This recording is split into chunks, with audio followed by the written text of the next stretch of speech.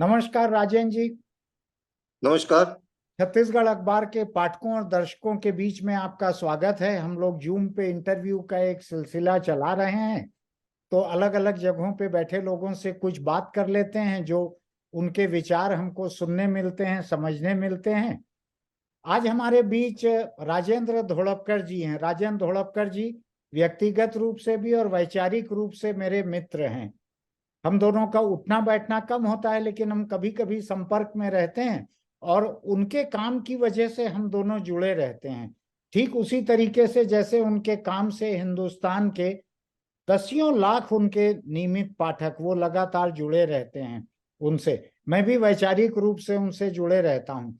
राजेंद्र जी इंदौर के मूलतः रहने वाले हैं। उन्होंने एमबीबीएस किया डॉक्टरी के बाद, लेकिन वो लिखने में आ गए, कविताएं लिखने लगे, अखबारी लेखन किया, और भी उन्होंने धारावाहिक टीवी सीरियल के लिए लिखा, लघु फिल्मों के लिए लिखा। कविताएं उनकी जो हैं बड़ी जानी मानी हैं। उनको उनके कविता संग्रह के लिए, कविताओं के लिए उनको बड़े प्रतिष्ठित पुरस्कार मिले हुए हैं। मैं दुर्भाग्य से कविताएं बहुत कम समझता हूं, तो उनके पहलू के उस हिस्से से मैं अधिक वाकिफ नहीं हूं। लेकिन मैं उनके कार्टून से जितना वाकिफ हूं, वो एक जिंदगी में वाकिफ होने के लिए बहुत है। उनके उस काम को मैं बहुत मानता हूं। राजेंद्र जी, मैं ये जानना चाहूंगा कि आपने रचनात्मकता के बहुत सारे पहलुओं को छुआ। आपने कविताएं लिखी, अखबारों के लिए लिखा, और दूसरे किस्म के व्यंग आपके लिखे हुए मैं देखता हूं। आपने सीरियल के लिए लिखा, फिल्मों के लिए लिखा। आखिर में आके कार्टून में ही कैसे आप रच बस गए?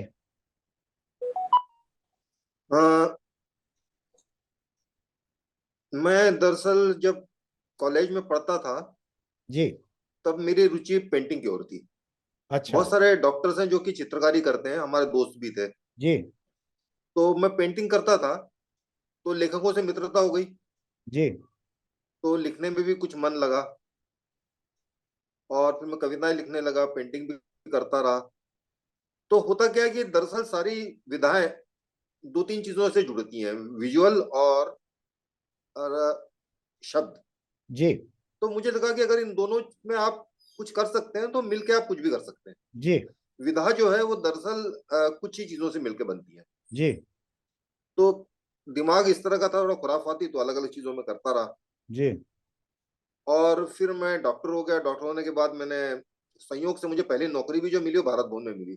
अच्छा। एमबीबीएस जैसे ही हुआ, वो जो उनका लोक कला संग्रहालय था, उसके लिए कला संग्रह करने का।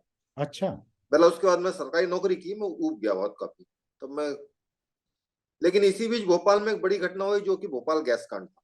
हाँ। उसने मुझे बहुत विचलित किया। और मैं थोड़ा बहुत एक्टिविस्ट लोगों के साथ काम भी करता रहा। और मुझे लगा कि मुझे किसी ऐसी विधा में काम करना चाहिए जो कि चीप ना हो, जो कि सस्ती ना हो, लेकिन लोकप्रिय हो सके, ताकि हम ज्यादा लोगों तक बात पहुंचा सके। जी। ये मेरे अंदर एक, क्योंकि मुझे लगा कि मैं एक एक्टिविस्ट उस तरह से तो नहीं हो सकता, लेकिन अपनी बात लोगों तक कहने के लिए, न्याय के लिए, बराबरी के लिए, या इसके लिए लड़ने के लिए आपके पास एक ऐसी विधा हो जो कि थोड़ी ज्यादा लोगों तक पहुंच पाए। जी। तो संयोग भी कही है कि उस वक्त मैं दिल्ली में था। दिल्ली में मैंने कार्टून बनाया, कुछ लोगों को दिखाया, तो पसंद आए लोगों को, और वहां से सिलसिला शुरू हो गया। अच्छा, उसमें एक लालच ये भी था कि मैं सरकारी नौकरी था, मैं था तब, उसके पहले कुछ दिनों पहले तक। उसके मुकाबले एज ए कार्टूनिस्ट मुझे तनख्वाह भी ज्यादा उन्होंने ऑफर की अच्छा। वाली। अच्छा। हाँ, और मुझे लगा कि, और जनसत्ता उस जमाने में बहुत अच्छा अखबार था। जनसत्ता में बहुत सबसे अच्छा। अच्छी बात ये थी कि उसमें किसी तरह की ब्यूरोक्रेसी नहीं थी। बहुत जी। ही अनौपचारिक रूप से चलता हुआ अखबार था। जी। तो मैं सरकारी जो क्लास 1 क्लास 2 क्लास 3 वाला जो अप्रोच होता, उसमें वैसे भी तंग आ चुका था। जी। तो मुझे ये भी बहुत नया और ताजगी वाला अनुभव लगा कि एक ऐसा दफ्तर है जहाँ पे आपको कोई, आप बहुत अनौपचारिक है, सब हर चीज हाँ। आप बात करते हैं, ऐसा कर लो, ऐसा हो जाता है। तो कुल जमा मैं उसमें आ गया, और वहां से यात्रा शुरू हो गई। लोगों को भी अच्छा लगा, और काम चल पड़ा। फिर एक्सप्रेस में मैंने काम शुरू किया, क्योंकि रामनाथ गोयनका को मेरे कुछ कार्टून पसंद आए, तो उन्होंने अरुण शौरी से कहा कि इनको आप हमारे यहाँ भी कर लीजिए। तब संयोग से एक्सप्रेस में भी जो कार्टूनिस्ट कोई नहीं था, तो मैंने वहां भी काम करना शुरू किया, तो यहाँ से एक सफर शुरू हो गया मेरा। जी। ये फिर लेकिन व्यंग भी आप बीच में लिखते रहे, मैं देख रहा था, अभी भी लिखते हैं शायद। हाँ, दरअसल क्या हुआ कि मैं व्यंग लिखने में मुझ में एक थोड़ी सी, हो सकता है कि प्रतिभा रही होगी। प्रभाष जी ने मुझसे तब कहा, उस वक्त शरद जोशी नवभारत टाइम्स में एक प्रतिदिन नाम का कॉलम लिखते थे, हाँ, जो बड़ा लोकप्रिय हुआ था। बड़ा लोकप्रिय था। तो हाँ, तो प्रभाष जी ने कहा कि ऐसा करते हैं कि हम अपना जो तीसरा संपादकीय लिखते हैं वो कोई व्यंग की शैली में लिखते हैं, और तुम लिखो। तो मैंने लिखना शुरू किया, और जब लिखना शुरू किया तो वो चल भी गया बहुत दिनों तक। तो उस तब मैंने प्रॉपर व्यंग नहीं लिखे, मैंने हमेशा संपादकीय लिखा। जी। लेकिन जब मैं हिंदुस्तान में आया तो मृणाल जी ने मुझसे कहा कि भाई आप व्यंग अच्छा लिखते हैं, व्यंग शुरू कर दिए साहब ने। तो वहां व्यंग का कॉलम चल गया। जी। तो हालांकि मैं अपना को व्यंगकार नहीं मानता, मैं अपने आप को लेखक मानता हूँ, हम्म। जो कि व्यंग भी लिख सकता है, क्योंकि मैं दूसरी तरह हाँ। चीजें भी लिखता रहता हूँ। हाँ। व्यंगकारों का जो पूरा ये है माहौल, उसमें मैं नहीं हूँ। हाँ। तो लेकिन चूंकि व्यंग का कॉलम था, तो करीब 20 साल तक व्यंग कॉलम लिखा मैंने वहां अच्छा। पे। हाँ, रेगुलरली लिखा। पहले 2 कॉलम लिखता था, एक शहर के लिए लिखता था, फिर एक मतलब शहर की समस्याओं पे लिखता था, एक सामान्य लिखता था। फिर उसके बाद वो एक कॉलम रह गया, तो एक कॉलम मैंने अभी अभी तक लिखा है लगभग। यानी खासा लिखते रहे आप, आपने वॉल्यूम में भी खूब काम किया। हाँ, मैं लगभग अखबार में था, तो ये भी मैं बता दूं कि मैं ये भी था, एसोसिएट एडिटर था। तो संपादकीय रोज लिखता था। तो मेरा ख्याल है कि मैंने जितने साल नौकरी की उतने साल संपादकीय लिखा है, हाँ, और कॉलम भी लिखा है एक वीक में। मैं भी अभी वही काम करता हूँ। मैं साल में 365 दिन संपादकीय लिखता हूँ। जो 5 दिन अखबार नहीं निकलता है तो मैं उसको ऑनलाइन हाँ। पोस्ट कर देता हूँ। तो अच्छा। लिखता रोज हूँ। मुझको लगता है कि मेरी हाँ। जिंदगी का एक बड़ा महत्वपूर्ण हिस्सा है ये लिखना। तो मैं भी हम्म, संपादकीय रोज लिखता हूँ, और हफ्ते में वीकली कॉलम भी लिखता हूँ। अब हाँ, आपकी मेहरबानी से ये यूट्यूब पर मैं इंटरव्यूज कुछ एक कर रहा हूँ। करीब करीब हर दिन एक इंटरव्यू करने की कोशिश करता हूँ। तो काम ज्यादा करने की आदत मुझको भी आप ही के तरह की है। अब मैं एक चीज समझना चाह रहा था। मैं जब से आपको जनसत्ता के समय से देख रहा हूँ कार्टून आपके, और मुझको ऐसा लगता है कि आपके सारे काम का सबसे महत्वपूर्ण हिस्सा आपके कार्टून है। क्योंकि कविताओं को मैं नहीं पढ़ता, मैं मूल्यांकन नहीं कर जी जी। सकता। तो कार्टून मुझको आपके सबसे महत्वपूर्ण लगते हैं। ये मैं समझना चाहता हूँ, जनसत्ता के समय से आज तक, आज सुबह का या कल तक का कार्टून मैं देखता हूँ। देश में बढ़ती हुई सांप्रदायिकता से आप सबसे अधिक विचलित दिखते हैं मुझको। जी। आपके कार्टून का सबसे बड़ा हिस्सा जो है सांप्रदायिकता के खिलाफ लड़ने में लगता दिखता है मुझको। ये ये एक बात क्यों आपके दिल में इतना घर कर गई है? मुझे लगता है कि जब हमने आजाद हुआ था भारत, तो हमारी सबसे बड़ी उपलब्धियां दो थी। एक थी कि हम एक नव स्वतंत्र देश होते हुए लोकतंत्र हुए, जी। और दूसरी सबसे बड़ी उपलब्धि ये थी कि धर्म के आधार पर विभाजन होने के बावजूद हम एक धर्मनिरपेक्ष समाज बने रहे। ये मुझे लगता है कि आजाद भारत की सबसे बड़ी दो उपलब्धियां थी। जी। और धर्मनिरपेक्ष होना और डेमोक्रेटिक होना, ये मुझे लगता है किसी भी समाज के लिए सबसे ज्यादा महत्वपूर्ण चीज है। और दरअसल सारे समाज के जो समझदार हिस्से होते हैं, जहां नहीं होता वहां इन्हीं चीजों के लिए लड़ते रहते हैं। जी। क्योंकि एक थियोक्रेटिक स्टेट जो है, वो हमेशा अपने लिए और दूसरों के लिए समस्या पैदा करता है, क्योंकि वो आखिरकार एक गैर बराबरी पैदा करता है। बिल्कुल। बिल्कुल। क्योंकि वो अपने धर्म के लोगों को दूसरे धर्म के लोगों के बीच में एक तो गैर बराबरी रहेगी। जी। दूसरा, राज करने का काम ऐसे लोग करते हैं जिन्हें राज नहीं करना चाहिए, जो कि धर्म धर्म के लोग होते हैं। हाँ। और सत्ता चूंकि हमेशा कुछ गलत किस्म के लोगों को साथ ले आती है, क्योंकि सत्ता अट्रैक्ट करती है, तो धर्म के नाम पर भी जो लोग इकट्ठे होते हैं वो आमतौर पर कट्टरवादी होते हैं। जी। तो एक समाज में उदार और समझदारी का माहौल भारत में, मुझे लगता है कि धर्मनिरपेक्षता खत्म हो गई हाँ। तो हम पाकिस्तान हो जाएंगे दूसरे, हम्म। और उसी रास्ते पे चल पड़ेंगे जो कि जिस हम्म। रास्ते पे पाकिस्तान चल गया। हाँ।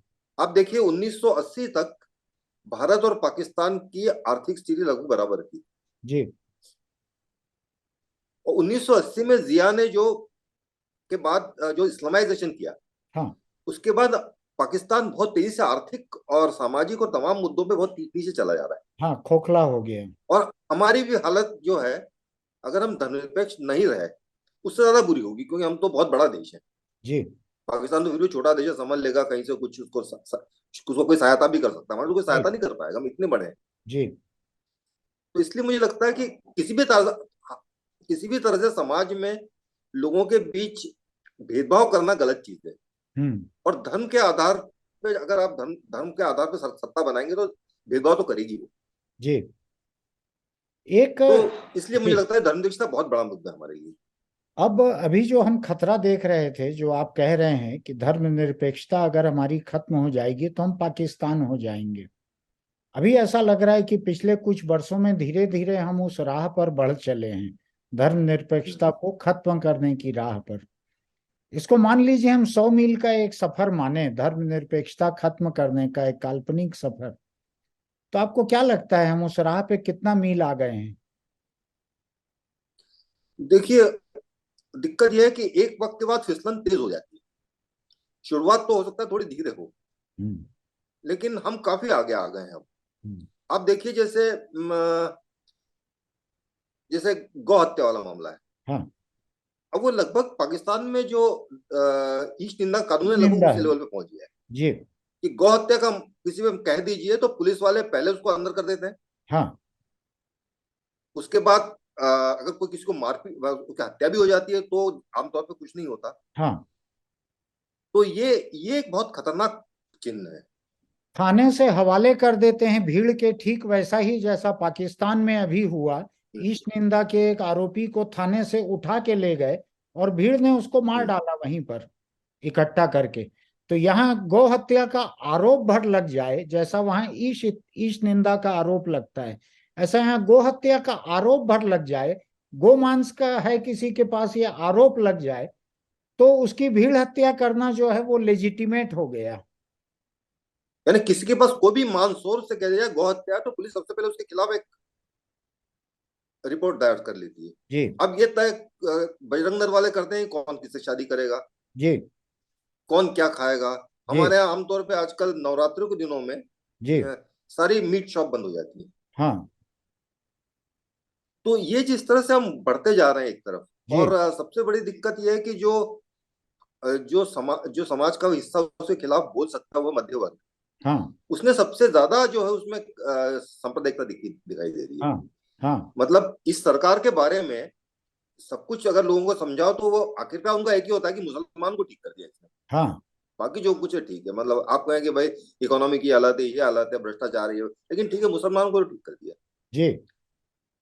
सारा इश्यू वो है कि 370 खत्म कर दी। 370 खत्म जी। करने का एक सबसे, मतलब अंदर उनके ये है कि देखो मुसलमान थे कश्मीरी, गड़बड़ हाँ। कर रहे थे, उनको हमने ठीक कर दिया, हाँ। मंदिर बना दिया। हाँ। तो ये बहुत खतरनाक स्थिति है हमारे लिए। गुजरात में सबक सिखा दिया। हाँ, सही बात है। तो ये राजेंद्र जी, जो एक नव सामान्य हो गया है ये तनाव, ये नफरत, इस दर्जे की सांप्रदायिकता, इस दर्जे का भेदभाव, इस दर्जे की सरकारी बेरुखी लोगों के हक के लिए, ये सब कुछ जो नव सामान्य हो गया है, ये कितना परेशान करता है आपको? बहुत ज्यादा। इस अर्थ में मुझे परेशान करता है, मैं बता रहा हूं कि सबसे ज्यादा परेशान करने वाली चीज ये है कि जो हमारे जैसे सामान्य लोग हैं, जो हमारे पड़ोसी हैं, जो हमारे रिश्तेदार हैं, जो हमारे बचपन के दोस्त हैं, उनके अंदर का जहर जैसे वो सामने आया है, तो आप वही रिश्ते बना नहीं रख सकते, उनके साथ बनाए रख नहीं सकते। जैसे जी। मैं हमेशा कहता हूँ कि इस सरकार ने मेरा नॉस्टैल्जिया छीन लिया। हाँ। क्योंकि जैसे हमारे कॉलेज के दोस्तों का ग्रुप है जो व्हाट्सएप पे है, जब मैं ज्वाइन किया तो काफी भावुकता के साथ मैंने ज्वाइन किया, स्कूल के दोस्तों का। लेकिन उसमें जिस तरह से नफरत भरे मैसेज आने लगे, हाँ और उसमें लगभग ये हुआ कि एक बार मैंने जब उनका प्रतिवाद करने की कोशिश की तो उन्होंने मुझे ब्लॉक कर दिया। हाँ मैं घर में लोगों से बात नहीं कर पाता, अपने हाँ मतलब रिश्तेदारों से मैं ठीक से बात नहीं कर सकता। हाँ। तो आप अपने ही समाज में एक अकेले तरह से हो गए। अकेले होते जा रहे हैं। हम्म। सिर्फ अपने समान विचारों से, मतलब पहले ये नहीं होता था कि राजनीतिक आधारों पर परिवार में झगड़े हो जाए, लेकिन अब हाँ होने लगे हैं, हाँ, होने लगे। मेरे हो गए हैं। हम्म। तो ये बहुत मुझे लगता है डरावनी चीज है। हाँ जो एक जर्मन दार्शनिक दार्शनिक थे हैना अरेंट, जी। उनकी एक किताब है बहुत सुंदर, जो हम्म। शायद आपने देखी हो, आइकमैन इन जेरूसलम। अच्छा। हाँ, द मैनैलिटी ऑफ इविल उसका सब टाइटल है। जो आइकमैन था, जो हिटलर का जिसने जी। ऑस्ट्रिच में बहुत हत्या की थी, उसका जो मुकदमा हुआ था जेरूसलम में, हाँ उसमें उसने अन्ना अरेंट ने न्यूयॉर्कर के लिए उसको रिपोर्ट किया था। जी। फिर उसी को उन्होंने आगे किताब बनाया। हम्म। तो उसमें उनकी बुनियादी थीसिस जो है बैनलिटी ऑफ इविल, हाँ। वो कहती है कि उसको मैंने इस तरह से देखा कि जो दुष्ट लोग हैं, जो दरअसल विलन्स हैं, हम्म। मतलब जो दक्षिणपंथी हत्यारे हैं, जो उस आइडियोलॉजी में विश्वास करते हैं, वो लोग तो पहचान में आते हैं आपको। हाँ वो क्योंकि आप हिटलर को पहचान सकते हैं, हाँ आप अमित शाह को पहचान सकते हैं, हाँ। लेकिन जो दरअसल इविल सामान्य लोग, जो हमारे आप जैसे लोग हैं, बिल्कुल। उन जो उसकी जो विल की बेनालिटी है कि हाँ वो आइकमैन के बारे में वो कहती है कि आइकमैन बेसिकली एक सरकारी नौकर की तरह लग रहा था, आम हाँ। सरकारी नौकर उस तरह बात कर रहा था वो। हम्म। लेकिन उसने इतने लोग की हत्या कर दी। हम्म। तो वो कहती है ये ज्यादा डिस्टर्बिंग चीज है हम्म। कि इविल बहुत डरावना हो तो आप पहचान लेंगे उसको, हम्म। वो आम हो गया हम्म। है ना। हमारे पड़ोस का आदमी जो कि सब्जी लेने जाता है, अपने बच्चों को खिलाता है, हम्म। उस आदमी के अंदर इतनी नफरत है कि अगर किसी को मार दिया जाए तो उसको बुरा नहीं लगता। किसी सड़क हाँ पे अगर मुसलमान को मार दिया तो उसे लगेगा ठीक है, मुसलमान तो मार दिया। हाँ ये मुझे लगता है बहुत डरावना है हमारे समाज में। हाँ। या मुस्लिम महिला से अगर बलात्कार हो रहा है तो वो उतना बड़ा मुद्दा नहीं है। या हम्म बिल्किस बानो के हत्यारे बलात्कारी अगर जेल से छूट जा रहे हैं तो लोग उसके मुकाबले कोई मुस्लिम गुंडे को गिनाने लगते हैं कि क्या यही गुंडागर्दी हम्म। करेंगे। यानी हाँ वो उनके लिए नव सामान्य हो गया है। हाँ, जैसे आप वो कह देंगे कि बिल्किस बानो को हत्यारों को छोड़ दिया, बुरी बात हुई, चलिए आगे बढ़े। हम्म। इससे ज्यादा वो इसको हाँ तरजीह देना नहीं चाहेंगे। हाँ। मुझको तो इतना बोलने वाले भी कम मिलते हैं कि उसको कम मिलते हैं, हाँ। छोड़ दिया तो बुरी बात है, चलो दूसरी बात अब करो। लोग लोग उसको जोड़ना चाहते हैं दाऊद इब्राहिम से या मुख्तार अंसारी से या और दूसरे लोगों से। उसके मुकाबले दूसरे मुस्लिम गुंडों को गिना के वो हिंदू बलात्कारी, हिंदू हत्यारे, इनको लेजिटिमेट करने की कोशिश करते हैं। एजुमेट कर रहे और ऐसा कि कोई मुस्लिम मवाली अगर है तो उसके एवज में मुस्लिम महिला से बलात्कार जायज हो गया, ऐसी सोच दिखने लगी है। हैं, ये दिखने लगी है। जैसे हमारे अभी जो इसको मार दिया, अतीक अहमद को, जी।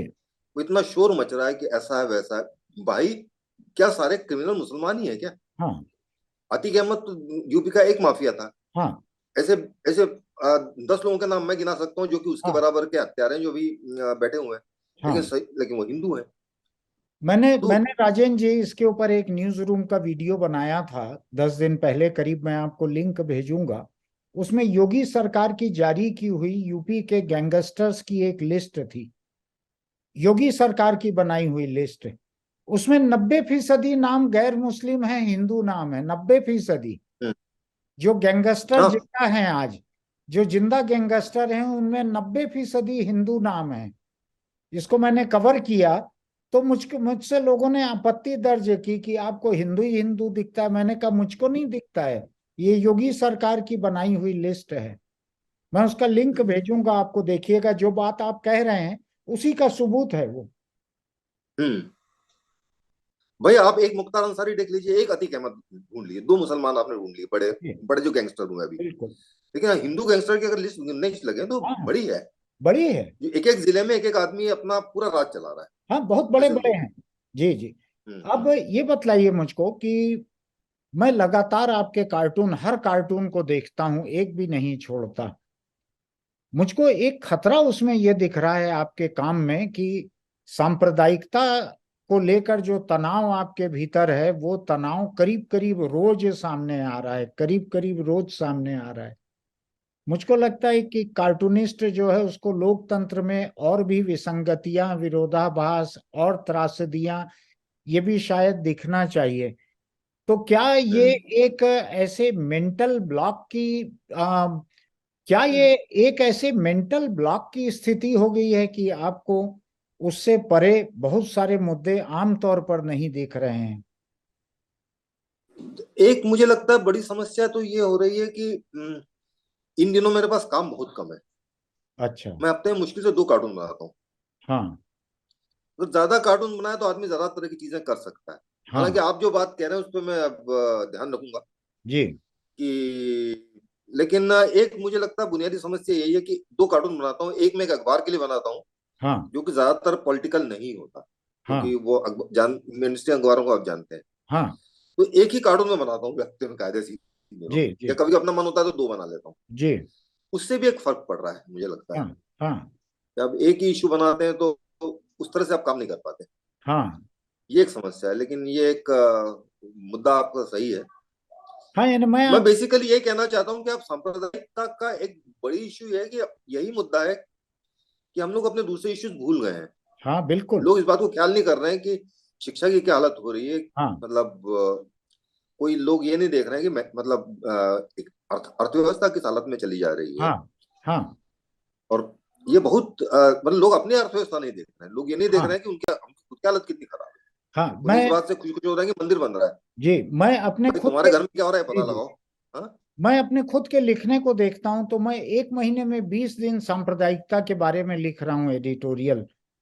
तो मुझको लगता है खतरनाक नौबत है। बाकी मुद्दे इतने सारे हैं दुनिया के, उनके बारे में सोचना, पढ़ना, लिखना मेरा घट गया है, ऐसा मुझको लगता है। मुझको लगता है बहुत से मुद्दे अनदेखे रह जा रहे हैं, केवल ये सांप्रदायिकता के तनाव की वजह से बहुत से मुद्दे अनदेखे रह जा रहे हैं। नहीं, सबसे बड़ी बात यह है, मतलब मुझे लगता है आपकी और मेरी दोनों जो हम अंदर से ये सोच रहे हैं वो ये है कि दरअसल ये एक तरह की सांप्रदायिकता के जरिए एक अलोकतांत्रिक व्यवस्था बनती जा रही है। जी। लगभग मतलब फासिस्ट व्यवस्था बन रही है कायदे से। जी। तो हम लोग शायद इसलिए ज्यादा सोच रहे हैं क्योंकि हमें लगता है कि इस रास्ते से फासिज्म आ रहा है हमारे पास। हाँ। सांप्रदायिकता के रास्ते इस देश में लोकतंत्र की पूरी जड़ें खत्म हो रही है। धर्म के नाम पे आप कुछ भी कर लीजिए तो जी। उसका अर्थ यह है कि अ, आपने लोकतंत्र की बाकी संस्थाओं को खत्म कर दिया है, बिल्कुल। क्योंकि सिर्फ धर्म के आधार पर चीजें हो रही है। हाँ। तो आप जो करना चाहें ठीक है, लेकिन आप धर्म के नाम पे कर रहे हैं, आप भगवा पहन के हाँ। कुछ भी कर लीजिए। तो मुझे लगता है ये शायद हम लोगों की इस विचार के पीछे ये है कि जो लोकतांत्रिक व्यवस्था है वो कमजोर हो रही है, जी। और उसके बुनियादी आधार कमजोर करने के बुनियादी शस्त्र जो है वो सांप्रदायिकता है। हाँ। ये जो सत्ता है इसका बुनियादी शस्त्र तो सांप्रदायिकता ही है, और कुछ नहीं जी। है जी। इसके पास। जी। एक बाकी चीज चीजें तो उसके पीछे आ रही हैं उसके। जी, एक चीज मुझको जो लग रही है राजेंद्र जी, मैं देख रहा हूं लगातार कि सांप्रदायिकता का विरोध करने के लिए जो नेता या जो राजनीतिक दल हमको दिखते भी हैं कि ये कम से कम हम्म, सांप्रदायिकता के खिलाफ खड़े रहे हैं अलग अलग वक्त पे, कभी लालू यादव हो या कभी मुलायम सिंह है या कभी कोई और दूसरे कांग्रेस के नेता खड़े रहे हैं, इन सब के साथ मुझको एक बड़ी दिक्कत दिख रही है। लेफ्ट पार्टीज को छोड़कर, मैं वामपंथी दलों को छोड़कर बात कर रहा हूं, सांप्रदायिकता विरोध के नाम पर बहुत से नेता और बहुत सी पार्टियां परले दर्जे के भ्रष्ट हो गए हैं। मुझको हम्म, लगता है कि सांप्रदायिकता से लड़ने के योद्धा को भ्रष्टाचार का घोड़ा अनिवार्य रूप से क्यों चाहिए? क्यों वो बिना भ्रष्टाचार के नहीं लड़ सकते? या मुझको लगता है कि भ्रष्टाचार को लेजिटिमेट करने के लिए क्या इन लोगों ने सांप्रदायिकता को एक टारगेट बनाकर अपनी विश्वसनीयता स्थापित करने का भी काम किया है? क्योंकि हम समाजवादी पार्टी का नाम देखें, समाजवादी विचारधारा का नाम देखें, तो समाजवाद में तो शायद इस दर्जे की कुनबा परस्ती की गुंजाइश नहीं होनी चाहिए थी जो कि हमको दिख रही है यूपी बिहार में, या मायावती की पार्टी में भी जिस तरह से दिख रही है। तो मुझको एक ये बात भी परेशान करती है कि सांप्रदायिकता का विरोध जो है वो भ्रष्टाचार के घोड़े पे सवार होके ही क्यों आ रहा है? ये लगता है आपको कभी इन सबको देखकर? हाँ, इसकी एक मुझे लगता है दो वजह है। एक तो यह है कि दरअसल हमारे यहाँ जो सम, समाजवाद के जो विचार, मतलब जो की धारा थी, उसने एक तरह से पिछड़ों के आंदोलन को, पिछड़ों दलितों के आंदोलन को उसने जोर दिया। जी। तो उसमें बहुत सारे पिछड़े और दलित नेता सामने आए। हाँ। तो वो जब आए तो उनके पास उतने संस्कार नहीं थे राजनीति के, जो कि आजादी के आंदोलन में लोगों के पास बने। जी। दूसरा ये कि वो चूंकि नए नए सत्ता उनको हासिल हुई थी,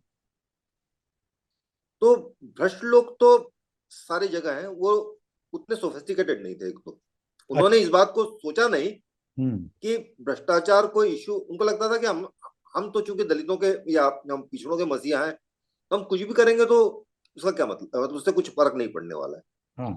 ये जो उनको लग रहा था कि जैसे लालू यादव कहते थे कि विकास से कौन वोट देता है, जो अमित शाह कहते हैं, अमित शाह भी ये कहते हैं कि विकास के नाम पे किसी को वोट नहीं मिलता, वोट इमोटो इशू मिलता है। वो लालू दिग्विजय, यादव भी कहते थे। दिग्विजय भी कहते हैं। हाँ, दिग्विजय भी कहते हाँ, हैं वही बात। हाँ। तो अब दिक्कत ये हो रही है कि उन लोगों ने वो जिस तरह की सोसाइटी से आए थे, जिस तरह से उनका जो वैचारिक जो उनका ये था, आधार बहुत कमजोर था। जी। तो उन्हें कुंबा परिस्थिति भी आ गई, उनमें भ्रष्टाचार भी आ गया। हाँ। और आखिरकार सबसे बड़ी बात ये हुई कि कुंबा परिस्थिति और भ्रष्टाचार के आने से उनको ये समझ में नहीं आया कि उनकी जड़ें कमजोर हो गई दरअसल। हाँ। मेंडलाइजेशन से जो फोर्सेस खड़ी हुई थी, हाँ। उनको आखिरकार जो व्यवस्था की फोर्सेस थी, जो अपर कास्ट फोर्सेस थी, जी। उन्होंने उनको किस तरह से शांति से किनारे कर दिया, उनको कमजोर कर दिया। हाँ। ये उनको समझ में नहीं आया। अब वो बहुत कमजोर हो गए। हाँ। अब वो तो उनका भ्रष्टाचार या उनका जो कुंभा परिस्थिति, वो आखिरकार उनको कमजोर कर गई, क्योंकि दरअसल वो कुंभे में इतने ये हो गए, व्यस्त हो गए हाँ। कि व्यापक जो पिछड़ों का इकट्ठा करने का उनका जो ये था, जी। वो खत्म हो गया। हाँ, क्योंकि मैं समाजवाद का जब हिंदुस्तान का इतिहास थोड़ा सा देखता हूँ, तो आप जयप्रकाश नारायण को देखें, लोहिया को देखें, मधुलिमये को देखें। कल ही मधुलिमये को पूरा देश याद कर रहा था। इन लोगों के बीच में किसी तरह से भ्रष्टाचार और कुनबा परस्ती की जगह थी नहीं। नहीं। ये बाद में इनके नाम पे इनके जो झंडा बरदार आए, उन लोगों ने, जो गांधी और नेहरू के नाम पे कांग्रेसी झंडा बरदार आए, उन लोगों ने, और इन दोनों के देखा देखी भाजपा में तो कभी उनको कोई परहेज रहा नहीं भ्रष्टाचार वगैरह से, ठीक कांग्रेस की तरह। ये दोनों ही पार्टियों में मैग्नीट्यूड का फर्क हो सकता है, मात्रा का फर्क हो सकता है, लेकिन भ्रष्ट होने में किसी को कोई परहेज नहीं रहा कभी। हम्म। तो मुझको मुझको ये तकलीफ देती है बात कि सांप्रदायिकता से लड़ाई जो है, वो अपनी विश्वसनीयता दूसरी वजहों से खो बैठती है। ठीक वैसे ही जैसे आप सांप्रदायिकता के खिलाफ 4 कार्टून बनाते हैं रोज, मान लीजिए, और आप दिल्ली के कनॉट प्लेस में दारू पी के फुटपाथ पे पड़े हुए मिले हफ्ते में 2 दिन, तो आपकी जो एक्स्ट्रा करिकुलर एक्टिविटी है उसकी वजह से आपके मुख्य काम की विश्वसनीयता भी खत्म होती है। तो हाँ, ये मुद्दा है। और इसका सबसे बड़ा प्रमाण ये है कि देखिए, भाजपा ने जिस तरह से पिछड़ों में सेंध लगाई है, जी। जिस तरह से दलितों में सेंध लगाई है, हाँ। उसकी वजह ही ये रही है हाँ। कि उन्होंने इन लोगों की विश्वसनीयता को खत्म कर दिया। मतलब मंडलाइजेशन की जो पूरी प्रक्रिया थी, हाँ। जो हमें लग रहा था कि प्रगतिशील प्रक्रिया है, हाँ। वो इसलिए खत्म हो गई कि सबने अपने अपने लिए कुछ बनाने की सोच ली। बिल्कुल। सबसे पहले मैं, मेरा परिवार, फिर मेरी जाति। जी। अब मेरी जाति जब हो जाती है तो पता लगा यादवों के लिए, जब आप यादव है लीडर, तो उसके लिए लोध भारी हो जाएगा, उसके जी। लिए कुर्मी भारी हो जाएगा। जी। अब पहले तो पिछड़ों की एक व्यापक एकता थी, बल्कि पिछले जी। दलितों की एक बड़ी एक एकता बनाने की कोशिश थी। जी। मुसलमान भी इसलिए शामिल थे कि जो भी एक समाज के पिछड़े वर्ग की तरह है। हाँ। लेकिन उस तरह से मुसलमान भी क्योंकि मुसलमानों को भी वो भी अलगाव में चले गए उस हाँ। प्रक्रिया में। हाँ। तो पूरी प्रक्रिया टूटती चली गई दरअसल। हाँ। और जो यथास्थितिवादी ताकतें थी, उन्होंने उन्होंने इस परिस्थिति को देखा और उन्होंने बहुत धीरे धीरे अपने आप को फिर से हम्म। स्थापित कर लिया। हम्म। जैसे उत्तर प्रदेश में इस वक्त मूल राजनीति अभी भी पिछड़ों और इनकी है, बैकवर्ड्स की, हाँ। लेकिन सत्ता इस वक्त अपर कास्ट के पास है कायदे से, हाँ। हाँ। जो कि अल्पसंख्यक है। जी। इवन हरियाणा में ये हो रहा है। जी। हरियाणा में जाटों के खिलाफ जिस तरह से उन्होंने, बीजेपी ने ऑर्गेनाइज कर लिया है अपने हाँ। आप को, हाँ। उसमें ये जाटों के बहुत बड़ा दोष रहा है। जी, ये एक बतलाइए मुझको कि जो सांप्रदायिक ध्रुवीकरण जिस तरह से हिंदुस्तान में पिछले वर्षों में हुआ है, खासकर बहुसंख्यक वर्ग का ध्रुवीकरण इतने रफ्तार से हुआ है, मुझको लगता है कि कोई सा भी चुनाव हो जाए देश में, अधिकतर राज्यों में, शायद केरल, वेस्ट बंगाल या किसी रीजनल पार्टी जो एनडीए में नहीं है, ऐसी रीजनल पार्टी को छोड़ दें, जैसे बंगाल में ये नहीं हो पाया, बाकी जगहों में मुझको लगता है कि भाजपा किसी भी आने वाले चुनाव को एक धार्मिक जनमत संग्रह में बदलने की ताकत पा चुकी है। बहुसंख्यक वर्ग का धार्मिक जनमत संग्रह अब लोकतांत्रिक चुनाव जो हैं इसमें बदल गए हैं, ऐसा लगता है आपको? इसका काफी हद तक ऐसा हो रहा है। और मुझे उसकी वजह एक ये भी लगती है कि धर्मनिरपेक्षता जो है वो एक राजनीतिक जरूरत की तरह धर्मनिरपेक्ष ताकतों ने ली। पहले जो पुराने नेता थे हाँ। उनके लिए धर्मनिरपेक्षता एक सिद्धांत का विषय था। हाँ। नेहरू की धर्मनिरपेक्षता इसलिए नहीं थी कि उससे वोट मिलते थे, बिल्कुल। वो एक धारा के खिलाफ जाकर भी धर्मनिरपेक्ष हो सकते थे। जी। बात की लोगों में दिक्कत क्या है, धर्मनिरपेक्षता को लेके एक सैद्धांतिक और वैचारिक आग्रह नहीं है। हाँ। वो एक तरह का, तो चूंकि उसके पीछे कोई वैचारिक आग्रह नहीं है इसलिए वो जनता को भी नहीं बता सकती कि एक वैचारिक मामला है कि आपको सांप्रदायिक नहीं होना है। उनको लगता हाँ। है बेसिकली गणित का विषय है हाँ। कि आप इतने इतने कास्ट को इकट्ठा कर लेंगे, इतने लोगों को इकट्ठा हाँ। कर लेंगे तो उनको हरा देंगे। हाँ। तो बीजेपी वो कास्ट वाला गणित भी खेल लेती है, हाँ। उसमें वो धर्म का मुलम्मा भी चढ़ा देती है, हाँ। इसलिए वो लगातार सक्सेसफुल हो रही है। हम्म। ये दरअसल ये सैद्धांतिक आधार पर, हम्म। जैसे उत्तर प्रदेश में अखिलेश यादव के लिए मुसलमान जरूरी है, लेकिन हम्म। अखिलेश यादव को ये लग रहा है कि मुसलमानों का बहुत सीधे सीधे वकालत करने से उनका यादव हिंदू वोट कटेगा, कम हाँ, होगा, वो तो गैर बोल नहीं हिंदू पा रहे हैं। दिखने लगेंगे, वो हिंदू विरोधी दिखने हाँ, लगेंगे, ये खतरा लगता जैसे है। कांग्रेस के नेता जिन इस जगह सॉफ्ट सॉफ्ट हिंदुत्व के जा रहे हैं क्योंकि हाँ। वो उनका सैद्धांतिक आग्रह नहीं है। हम्म। जब आदमी का वैचारिक आग्रह हो तो लोगों को समझा भी सकता है कि देखो ये वैचारिक रूप से गलत है कि आप हम्म। धर्म के नाम पे ये करें। वो हम्म। नहीं बता पा रहे, हम्म। इसलिए इस देश में लगभग कोई पार्टी नहीं थी जिसने कही जो कह सके कि धारा 370 हटाना गलत था। हाँ। सबने उसका समर्थन किया। हाँ। तो एक बुनियादी दिक्कत तो मुझे लगता है वैचारिक है कि लोगों के पास वैचार, नई जो जन जन पीढ़ी है वामपंथियों को छोड़ के, उनके हाँ। पास कोई वैचारिक आग्रह नहीं है। हाँ, नहीं है। वो उनके लिए एक व्यवहारिक राजनीति का ही सवाल है, तो उसमें फिर आप पिट जाएंगे क्योंकि दूसरा। भाजपा सब कुछ के बावजूद जी। धर्म को एक वैचारिक आधार बना देती है जी। कि वो लोगों का कहती है कि ये तो विचार का मामला है, ये तो मेरे सिद्धांत का मामला है, ये मेरे आस्था का मामला है। आपके उसको आस्था का मामला ही नहीं, जी। धर्म भी तो आस्था का मामला नहीं है आपकी।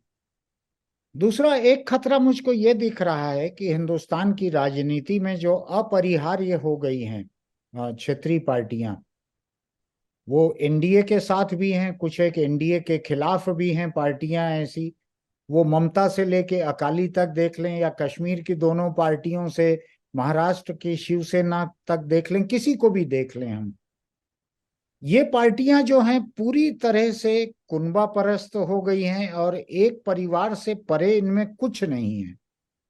क्षेत्रीय हम्म। पार्टी एक भी आपको ऐसी नहीं दिखेगी जिसमें एक कुनबे के बाहर का कोई भी हो। एक बात। दूसरी बात यह है कि ये करीब करीब अनिवार्य रूप से भ्रष्ट पार्टियां हैं। तो ये दो विशेषण इतने भारी पड़ रहे हैं कि ये क्षेत्रीय पार्टी होने के नाते एक घर के भीतर से चल रही हैं। सारी पार्टियां आप देख लीजिए, कश्मीर से लेकर महाराष्ट्र तक, और यहाँ आप यूपी बिहार से लेकर बंगाल तक कहीं भी देख लीजिए आप, कुल एक परिवार की पार्टी, वो भी भ्रष्ट परिवार की पार्टी। तो हम्म। लोकतांत्रिक गुंजाइश जो है, सांप्रदायिकता विरोध से परे की भी लोकतांत्रिक गुंजाइश, समाजवाद की गुंजाइश, अच्छे लोकतंत्र की गुंजाइश शून्य जैसी हो गई है, क्योंकि इनमें से अधिकतर पार्टियां और नेता जो हैं वो सेंट्रल गवर्नमेंट की किसी न किसी जांच एजेंसी के निशाने पर भी हैं। तो ये एक बहुत ही तबाही का माहौल हो गया है कि जब क्षेत्रीय पार्टियों ने अपने बहुत ही स्वार्थी और आत्म केंद्रित मिजाज के कारण दांव पे लगा दिया लोकतंत्र को और धर्मनिरपेक्षता को। ये समस्या है, और इसीलिए मुझे लगता है कि इसी ने कांग्रेस को भी कमजोर किया और भाजपा को मजबूत किया है। जी। भाजपा लगातार ये एक माहौल बना रखती है कि वो एक सिद्धांतवादी पार्टी है, हाँ। वो एक आइडियोलॉजिकल, उसके पास आधार है। हाँ। बाकी लोगों के पास कोई आइडियोलॉजी का आधार दिखाने को भी नहीं है। दिखाने को भी नहीं है। मैं हाँ, मैं कांग्रेसियों से कहता हूँ कि भाई तुम्हारे पास तो सचमुच का इतिहास है, तुम्हारे पास एक सचमुच विचार था, तुम हाँ। क्यों नहीं कहते उसको? हाँ।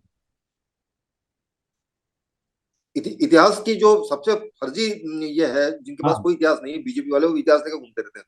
तुम लोग क्यों नहीं अपने इतिहास की बात करते? तुम बिल्कुल। लोग क्यों नहीं अपने पुरखों की बात करते जिन्होंने इतने बड़े ये किया? उनके बिल्कुल। दिखाए एक रास्ते पे क्यों नहीं चलते? कुछ लोकतंत्र की और कुछ धर्मनिरपेक्षता की फिक्र ऐसी रही कि मेरी नीयत आपके काम पर बात करने की थी और वो बात जो है वो देश के हालात पर चली गई। तो जी मुझको जी। वापस लौटने दीजिए आपके काम के ऊपर। आप कह रहे हैं कि इन दिनों ज्यादा काम नहीं है, 2 कार्टून रोज बनाते हैं। तो आपका ये बनाने का तरीका रहता क्या है? थोड़ा सा जो लोग कार्टून देखते हैं उनको इनके बनाने का तरीका भी सुनने मिले। कैसे बनाते हैं? कैसे विषय सोचने में कितना वक्त लगता है? बनाने में कितना वक्त लगता है? सुबह दोपहर शाम रात, कागज पर या किसी कंप्यूटर स्क्रीन पर कैसे करते हैं? हम्म, श- पहले तो सब कुछ काम हम कागज पे करते थे, और अब मैं थोड़ा सा टेक्नोलॉजी की मदद लेनी पड़ती है। तो लेकिन फिर भी मेरी आदत यह है कि मैं बुनियादी चित्र जो है वो कागज से बनाता हूँ, अच्छा। और फिर फोटोशॉप पे उस पर काम करता हूँ। और एक वेकॉम की टैबलेट है मेरे पास, अच्छा। जिससे कि आप बहुत डिटेल में काम कर सकते हैं कार्टून पे। तो उसके सहारे में काम करता हूँ। और ये एक तरह की प्रोसेस होती है कि आपके दिमाग में, अगर आप कार्टूनिस्ट हैं, तो आपके दिमाग पकड़ लेता है कि कहाँ किस मुद्दे पे कार्टून आ सकता है, या हाँ। इस मुद्दे पे कहाँ कार्टून आ सकता है। हाँ। ये एक, जैसे चैपलिन ने अपने उसमें लिखा है कि फिल्म बनाने की उसकी प्रक्रिया थी कि सोचने की, हाँ। कि वो एक जगह बैठ जाता था और सोचता रहता था। हाँ। तो उसने कहा कि जब मैं बहुत दिन तक फिल्म नहीं बनाता था तो मुझे कुछ सूझता नहीं था, हम्म। लेकिन मैं उसी जगह बैठा रहता था, फिर हम्म। धीरे धीरे थोड़ी देर बाद सोचता था। तो हम्म। वैसे ही एक तरह की आदत का मामला है, काफी हद तक आप सोचने समझने लगते हैं कि आप क्या बना सकते हैं। कभी कोई चित्र देख के ख्याल आ जाता है कि जैसे ये दृश्य बहुत मजेदार है, इसको लेके कार्टून बनाया जा सकता है। कभी हाँ। कोई पंक्ति कौन जाती है, ये जी। पंक्ति मजेदार है, इस पे कुछ कहा जा सकता है। जी। तो इस तरह से बहुत सारे तरीके ये होते हैं, जैसे कि किसी भी क्रिएटिव प्रक्रिया का होता है कि कोई जी। बहुत निश्चित नहीं होता वो। जी। लेकिन चूंकि इसमें डेडलाइन का ख्याल रखना पड़ता है, हाँ। तो दिमाग भी इतना डिसिप्लिन होता है कि आखिरकार डेडलाइन के पहले कुछ ना कुछ निकाल लेता है। हाँ। ये होता है। तो कभी ऐसा भी होता है आप स्टॉक में बना के रख लेते हैं एक दो, ताकि किसी दिन अगर विषय कोई नहीं सूझा डेडलाइन तक तो एक दिन पहले का बनाया हुआ भेज दें? ऐसा होता नहीं है, मतलब मुझे नहीं लगता कि ऐसा हो, लेकिन अब मेरी एक आदत हो गई है इस उम्र के चलते, कि मुझे अगर कोई कार्टून सूझा और मैंने नहीं बनाया उसको, हाँ। तो मैं लिख के रख लेता हूँ। लिख के रख लेते हैं। मैं लिख के रख लेता हूँ, क्योंकि बहुत सारे विषय गायब हो जाता है दिमाग से। ये सारे कार्टूनिस्टों के रोना होता है कि एक साथ कभी कभी जी। चार आपको आइडियाज कौनते हैं, एक बनाते हैं, तीन खो हाँ। जाते हैं। हाँ। तो अब मैं सारे तो नहीं, लेकिन कुछ जो मुझे अच्छे लगते हैं मैं लिख के रख लेता हूँ, तो उनको कभी कभी खंगाल लेता हूँ कि अगर नहीं सूझा कुछ तो। हाँ। या एक मेरा और तरीका ये है कि मैं दूसरे कार्टूनिस्ट को कार्टून बहुत देखता हूँ, अच्छा। तो उनके देखते देखते कभी कभी आइडिया सूझ जाता है उसमें। ठीक। ये भी एक है कि हाँ। किसी का बनाया हुआ कोई विजुअल बहुत अच्छा लगा कि यार ये विजुअल बहुत अच्छा है, इसके आधार पर अपने आप कुछ किया जा सकता है। हाँ। या ये जो इसने लाइन ली है वो इंटरेस्टिंग है, इसका कुछ कर सकते हैं। इस हाँ। तरह से भी मैं जब कुछ नहीं सूझता तो मैं दूसरों का कार्टून देखता हूँ। ये हाँ, मेरा मैं तरीका है। जैसे सुबह घूमते हुए मुझको संपादकी के लायक कोई विषय सूझता है, मैं पॉडकास्ट सुनते रहता हूँ बीबीसी के या दूसरे, और कोई विषय सूझता है तो मैं रुक कर अपने आप को व्हाट्सएप कर देता हूँ सब्जेक्ट की, इस सब्जेक्ट पे संपादकी लिखा जा सकता है। दिक्कत केवल एक आती है कि कभी कभी ऐसा विषय नहाते हुए सूझता है और लिखने का मौका नहीं रहता है। लेकिन हम्म। मैं बाकी तमाम मौकों पे लाल बत्ती पे गाड़ी रोकता हूं तो वहां मैं अपने आप को मैसेज कर देता हूं कि इस विषय पे लिखना है ऐसा। हम्म। तो आप दिन के या रात के किस वक्त बैठकर काम करते हैं? कोई डिसिप्लिन्ड घंटे हैं कि आप कभी भी करते हैं काम? देखिए, अखबार में नौकरी करता था तब तो उसका टाइम होता था, कितने बजे आपको देना है, जनरली जो भी डेडलाइन है तो उसके पहले दे देता था। हाँ। लेकिन उसकी वजह से एक आदत शाम को काम करने की हो गई है। अच्छा। हाँ। तो कार्टून बनाने का काम मेरा आमतौर पे शाम को ही होता है। अच्छा। अगर मुझे सुबह भी कुछ सूझ गया हाँ। तो बनाता मैं फिर शाम को ही हूँ। एक आदत हो गई कि काम शाम को करना है। और विषय ढूंढने के लिए आप अखबार, टेलीविजन, ट्विटर, फेसबुक ऐसी कौन सी जगहों पे जाते हैं जिनसे आपको कोई विषय सूझे, दिखे? आजकल तो मुझे लगता है कि ज्यादातर ट्विटर पे मुझे कुछ ना कुछ मिल जाता है, क्योंकि ट्विटर पे खबरें भी आ जाती है। मैं हाँ। खबर देखने के लिए भी आजकल सोशल मीडिया ही ज्यादा अच्छी जगह है, क्योंकि अखबारों में तो खबरें होती नहीं है आजकल हाँ। ज्यादा। हाँ। हाँ। टीवी में देखता नहीं हूँ, टीवी हाँ। देखने लायक बचा नहीं है। हाँ। बिल्कुल। तो आमतौर पे सोशल मीडिया, ट्विटर पे ही मुझे जो है बिल्कुल। विषय मिलते हैं, खबरें मिलती हैं। हाँ। कार्टून भी मिल जाते हैं बहुत सारे। हाँ। मैं बहुत सारे कार्टूनिस्ट को फॉलो करता हूँ तो उनके कार्टून भी देखने को मिल जाते हैं, तो वो एक अच्छी जगह है ये करने के आपकी लिए। आपकी सोच की विचारधारा की वजह से कार्टून छपना कम भी हुआ है क्या कहीं कहीं पर आपका? बहुत। किस तरह अभी का तो स्थिति यह तजुर्बा है, मैं रहा? बता रहा हूँ ना कि हाँ। किस तरह का तजुर्बा रहा है ये? देखिए, मैं आपको एक चीज बताऊं। ये मतलब मैं आपको कार्टून में एक तो विश्वव्यापी संकट है इस वक्त। स्थिति यह है कि अखबारों में जो एडिटोरियल कार्टूनिस्टों की जगह कम हो गई है। हाँ। यानी अमेरिकन एडिटोरियल कार्टूनिस्ट जो एसोसिएशन है, उसने ही ये बताया है कि एक जमाने में अमेरिका में 2000 के आसपास कार्टूनिस्ट थे, हाँ। Editorial cartoonist. हाँ। अब जो है उनकी संख्या 50 के आसपास रह गई है। क्योंकि एक तो पहले कॉर्पोरेशन ने नुकसान किया। हाँ। कॉर्पोरेशन ने ये किया कि उन्होंने कहा कि यार, कार्टूनिस्ट एक अखबार में छोटा सा कार्टून बनाता है, उसे हाँ। क्यों पैसा दिया जाए इतना। हाँ। सिंडिकेट। फिर दूसरा, जब आर्थिक मंदी आई हम्म। 2008 के बाद हम्म। आमतौर पे, हम्म। तो कार्टूनिस्टों की नौकरियां बहुत गई। हम्म। भारत में दूसरी मार ये है कि आइडियोलॉजी की वजह से अखबार, मेन स्ट्रीम अखबारों में एक तरह से ये मतलब डिक्टेड है कि आपको कोई सरकार के खिलाफ काम करना नहीं है। हम्म। तो हालत यह है कि मैंने आज से 20-25 साल पहले, आपको याद होगा, मैंने एक बार अपनी कार्टून स्ट्रिप बनाई थी जो आपने ली, देशबंधु में ली थी। जी। तो तब मैं फ्रीलांसिंग करता था और मेरा अनुमान ये था कि अगर मैं 10 जगह बात करूंगा तो 9 जगह मुझे हाँ मिल जाएगी। हाँ। संपादक भी उत्साही होते थे हाँ। और ऐसी कोई समस्या नहीं थी, हम्म। आइडियोलॉजिकल कोई समस्या नहीं, मतलब लोगों को ये डर नहीं लगता कि सरकार के खिलाफ कार्टून बनेंगे। हाँ। अब हालत ये है कि मैं मेरी प्रतिष्ठा ज्यादा है इस वक्त, तो मैं सोच रहा था कि मुझे ज्यादा काम मिलेगा, लेकिन अब हाँ। काम नहीं मिलता, बिल्कुल नहीं है। हम्म। और ये सबकर होना है, मतलब बहुत सारे कार्टूनिस्टों, मेरे भी भोपाल में कार्टूनिस्टों की ये हुई थी, हाँ। हाँ। इंदौर में कार्यक्रम। इंदौर में देख तो रहा था मैं ज्यादातर सब। कार्टूनिस्टों का कहना है कि उनके पास काम नहीं है। हम्म। ज्यादातर कार्टूनिस्ट अपनी बीवियों के नौकरियां कर रहे हैं, इसलिए उनका रोजी रोटी चल रही है, हालत ये है बहुत सारे कार्टूनिस्ट को। हम्म। मतलब अखबार में नौकरी करने वाले कार्टूनिस्ट बहुत कम है। हम्म। और मतलब बहुत अच्छे कार्टूनिस्ट जैसे सतीश आचार्य के पास काम नहीं है इस वक्त कायदे से। अच्छा। बहुत सारे लोग हमारे और भी मित्र हैं जिनके पास, सबको संकट है काम का। हाँ। क्योंकि आप मतलब राजनीतिक ये इतना पकड़ इतनी है, एक तरह की अलिखित सेंसरशिप है। हाँ। हाँ। ये समस्या है। हम्म। तो सोशल मीडिया पे आपको बहुत सारा ट्रैक्शन मिलता है, लेकिन सोशल मीडिया पे पैसा तो नहीं मिलता। पैसा नहीं मिलता, लेकिन पैसा नहीं आपको मिलता। एक क्रिएटिव सेटिस्फेक्शन मिल सकता है। दूसरा, आप बने रह सकते हैं लोगों की यादों बने रह सकते में हैं। से, हाँ बस। वरना तो वो नाम ही मन, नहीं रह लोग जाए। ज्यादातर ऐसे ही काम कर रहे हैं, मतलब अपने अपने लिए कर रहे हैं। हम्म। क्योंकि मीडिया में आप जानते हैं कि पैसा बहुत कम हो गया वैसे ही। हम्म। मीडिया एक तरह से आर्थिक संकट से गुजर ही रहा है इस वक्त। हम्म। और ये राजनीतिक संकट और जुड़ के हमारे ज्यादा गंभीर हो गया है। एक मैंने कुछ कार्टूनिस्टों का काम देखा है ट्विटर पर, जो एक किस्म की पेमेंट वॉल के पीछे रहता है उनका काम, कि अगर आप उनको हाँ। सब्सक्राइब करें तो वो कार्टून दिखेगा। ये हिंदुस्तानी कार्टूनिस्ट भी दो तीन मैंने ऐसे देखे हैं, शायद मंजुल अब का है, पेट्रियन पे शायद है, मंजुल और कुछ लोग हैं। सतीश आचार्य का भी है शायद ऐसा कुछ। तो ये क्या है लेकिन सिलसिला, मैं ठीक से समझा नहीं हूँ इसको, आपको मालूम है क्या ये? मैं भी समझा नहीं हूँ, मुझे एक्चुअली ये चीजें समझ में नहीं आती। हम्म। तो कभी मैं मंजुल से बात करूंगा, पूछूंगा उससे कि क्या है, लेकिन मुझे लगता नहीं कि उससे उनको बहुत पैसा मिल रहा होगा कुछ। हाँ हाँ। जैसे मैं देख रहा हूँ अमेरिकन कार्टून भी बहुत सारे दूसरी रास्ते अपनाते हैं, जैसे वो अपने कार्टून के प्रिंट्स बेचते हैं, हाँ ऑटोग्राफ प्रिंट बेचते हैं, कुछ हाँ, करते हैं, बेचते हैं, क्योंकि बेचते हैं। हमारे यहाँ तो ज्यादा बड़ा संकट है, हालांकि जितना वहां नहीं है, क्योंकि वहाँ राजनीतिक दबाव नहीं है। अब मेरे ऊपर तो वहाँ सिर्फ जो मुझ पर आपकी मेहरबानी रही कि मैं दिल्ली जब आपसे मिलने घर आया तो आपके 2-3 कार्टून में ओरिजिनल आपसे लेके आ गया था। ना आप मुझको बेच पाए, ना खरीदने की मेरी कोई नियत थी, मैं दुस्साहस के साथ आपसे ले आया था उसको। आप मैंने आज करते, तक अपना कार्टून नहीं देखा। तो आप भी नहीं।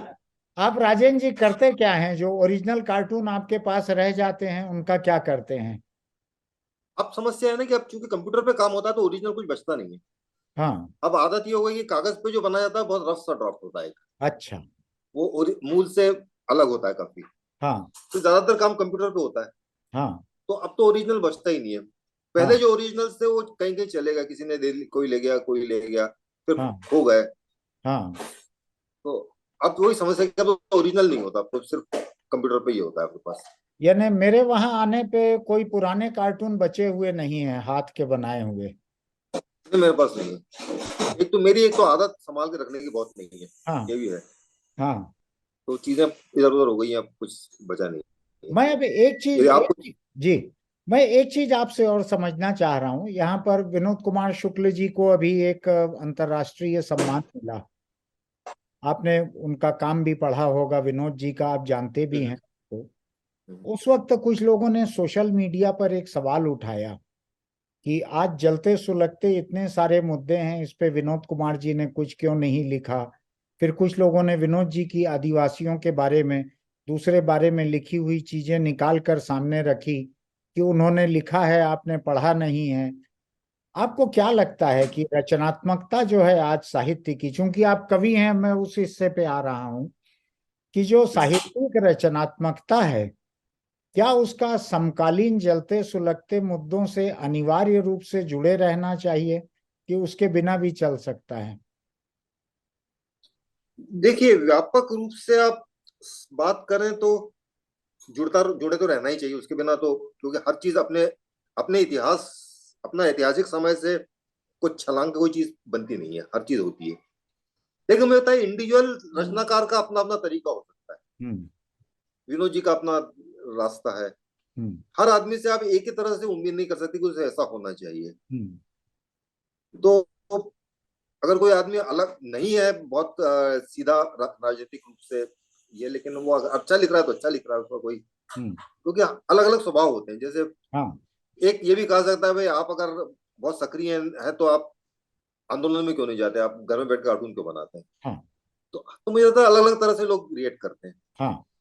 और ये हालांकि समस्या हिंदी साहित्य की बहुत सारी समस्या है इस वक्त, हम्म। जो कि ये भी है कि उसमें उसका समाज से रिश्ता थोड़ा कम हो गया है, लेकिन वो एक अलग इशू है। हाँ। नहीं, लेकिन वो हम एक उस अलग पे और बात हम लेकिन हम उस मुद्दे पे बात कर सकते हैं राजेंद्र जी, क्योंकि आपके कविता संग्रह छपे हैं। मैं लोगों से ये भी बात करता हूं कि एक लेखक, प्रकाशक और पाठक, इनके बीच का रिश्ता कमजोर हो गया है। पाठक जो हैं उसकी फिक्र नहीं रह गई प्रकाशक को। किताबों को इतना महंगा छापते हैं कि अधिकतर लोग खरीद नहीं पाते। एक वक्त आपको याद होगा जब प्रगति प्रकाशन मास्को की किताबें आती थीं, तो हम लोग सोवियत किताबों की प्रदर्शनी में जाके बहुत सारी किताबें खरीदते थे, क्योंकि बहुत सस्ती रहती थी और बहुत अच्छा साहित्य भी रहता था, बच्चों के लिए भी अच्छी किताबें रहती थी। अब मैं किताबों के मेले में जाता हूं तो महंगी लगती हैं किताबें मुझको बहुत खरीदने के लिए।